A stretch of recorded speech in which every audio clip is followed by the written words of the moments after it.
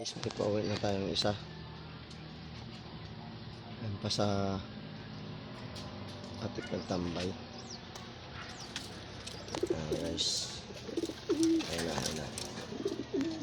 Mga kalapatids. Natin yung lock check natin. Sa dalawa natin kinarga, isa pa lang ang dumating. Mga katropa, papasok na yan. Mga panghingal-hingal. Lapitan siya ng Paris niya. Ayan yung guys. Atimunan Quezon, pauwi natin. Ayan na. Ayan na. Papasok na siya. Ayan. Ayan. Dalawa na sila. Yun, nagkaabot pa silang dalawa. Ayan guys, tanggalin ko muna yung tubig guys. Magkasunod pa silang dalawa. Ayan. Timuran Quezon, nasa 100 na lang speed natin. Ayan, hingal yung isa. Nagkaabot silang dalawa. Oh. Halos magkasabay lang. Unang landing lang yung isa. Tinanggal ko muna guys yung tubig. Ayan. Ayan, nagtambay sa labas muna. Guys. Kalapatid. At Timuran Quezon. Init space eh.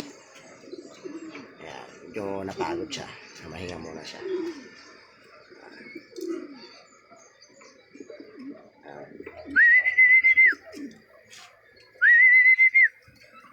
Pakitaan natin ng tubig para pumasok. Hingal-hingal eh.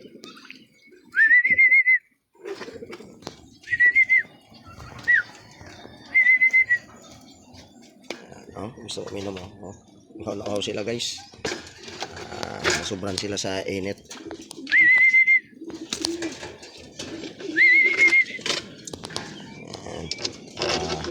Huwag natin painumin.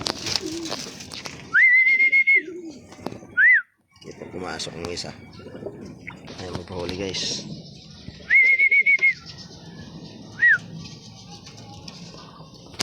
At huwag natin na napainumin tubig.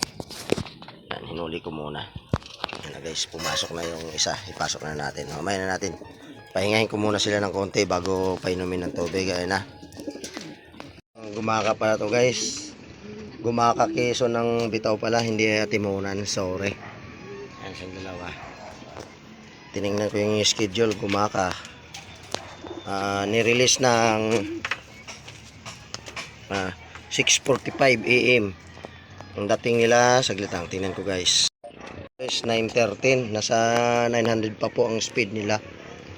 Ayan. Nasa 900 pang speed sila. Okay lang guys.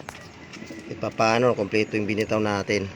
Bali tatlo ito, hindi kinarga yung isa eh. Hindi ito yung isa oh. Ayan.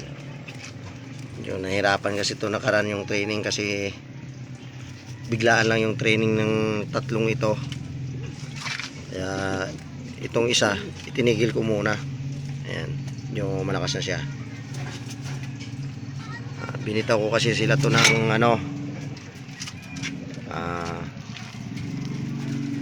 Saria Quezon, tapos niretso ko ng Plaridel Quezon. Bale na sa distansya na mahigit 50 km ang pinagitan. Dalawang lockdown ng training. Medyo bumagal yung isa, nahirapan. Kaya itong dalawa lang muna kinarga ko kahapon sa gabi. Ayan, iniwan ko muna yung isa sa sunod na lamang na training guys. Ko muna pinainom, marirecover muna to ng vitamins. Ayan sila. Medyo bumilis-bilis sila. Tulad na karaan sa Raya, dinitso ko ng Plaridel na pantay sa dalawang training nila laktawan. Balipagitan kasi ng Sariaya sa Plaridel Quezon.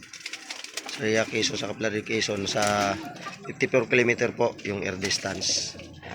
Sinubukan natin sila ng ang pantres na bitaw o derby na bitaw kung kaya ba nilang tatlo.